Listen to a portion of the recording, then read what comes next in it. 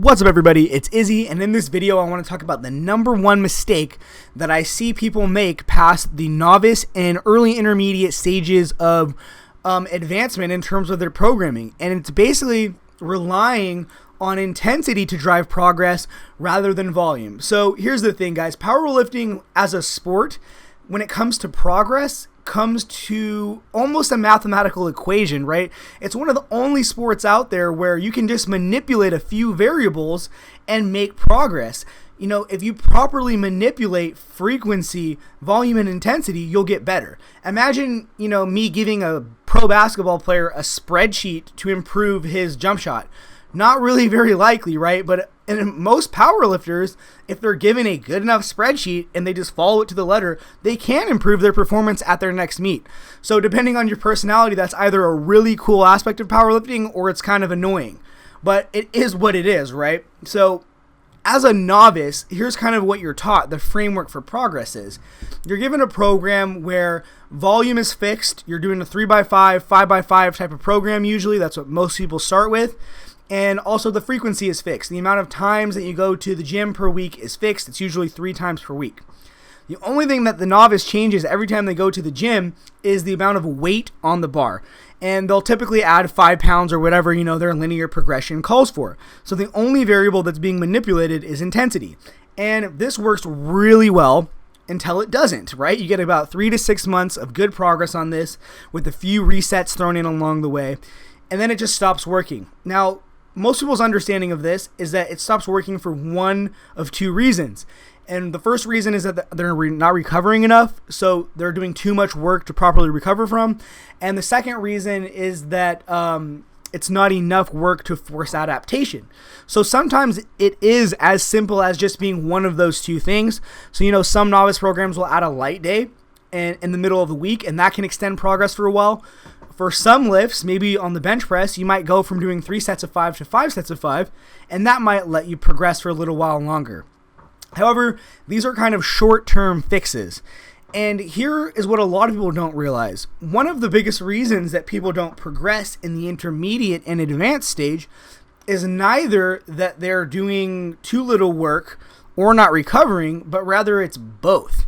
So they're doing a program that is too challenging for their recovery level and at the same time does not have enough work in it to drive meaningful progress on their lifts and in terms of hypertrophy. So how could that possibly be? Well, let's think about these novice programs again. How do they work? They basically only manipulate intensity. So you go in and you do your 3 sets of 5 and you grind out the reps and you get your 5-pound PR every time, and pretty much every set is a ball buster towards the end of a linear progression. I still think that the hardest training I've ever done was at the very end of my linear progression. And I've done Shaco and Smolov and these types of programs, and that was the hardest shit I've ever done. So here's the thing. When you're going to RPE 10 sets all of the time, or, even failing lifts, that is going to set your recovery timeline back a ton compared to the actual amount of work that you're doing. So while it's true that, say, a submaximal set of 5, let's say a set of 5 at RPE 6, is not going to produce the same level of stimulus as a set of 5 at RPE 10, it's also not going to tax you as much in terms of recovery.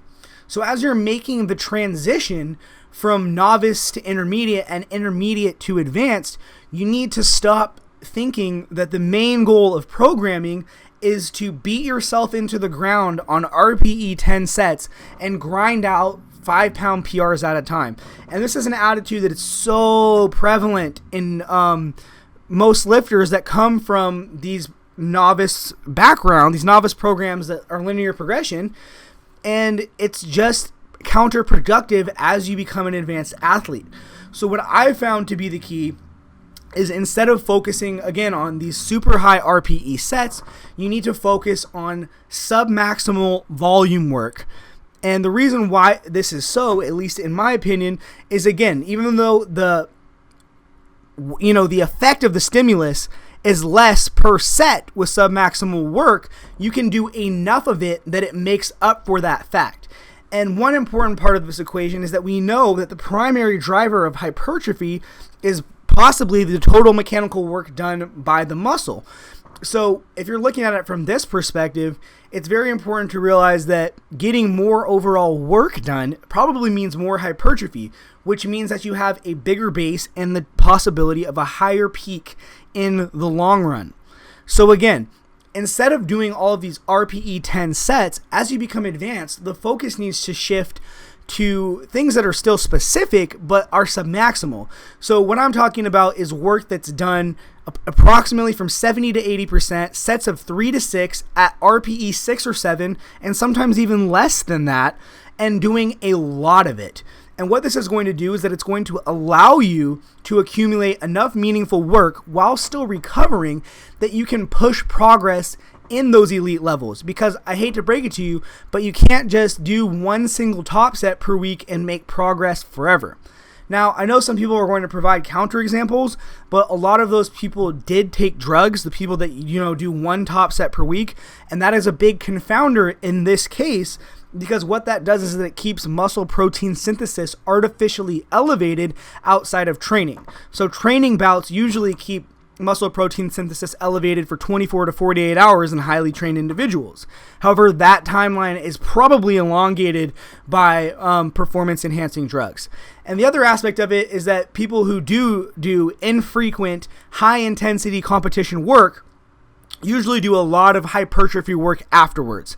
And this can sometimes be the way to go for super heavyweight lifters and bigger lifters and things like that. But overall, the pattern remains the same, and it's that you simply cannot keep doing a ton of super intense RPE 10 work without adding a lot of lighter submaximal work to help you drive hypertrophy. So to get to my point and to summarize here, what I would recommend for you guys is more along the lines, if you were a late intermediate advanced lifter, stop focusing on grinding yourself into the dust for RPE 10 5-pound PRs, and what you should do instead is focus on submaximal work, sets of 3 to 6 at RPE 6 to 7, possibly even lighter. And remember, powerlifting still is a sport about the 1RM, so you're going to need periods of volume and periods of intensification, but overall, don't think that you're just going to make progress forever by beating yourself into the dust with a small amount of super hard sets. In my experience, it just doesn't work, and you will get passed and beaten by the people that are doing higher amounts of sub-volume work in most cases. Anyways, I hope you guys enjoyed the video. As always, my friends, good luck with your training. Have a nice day. Peace.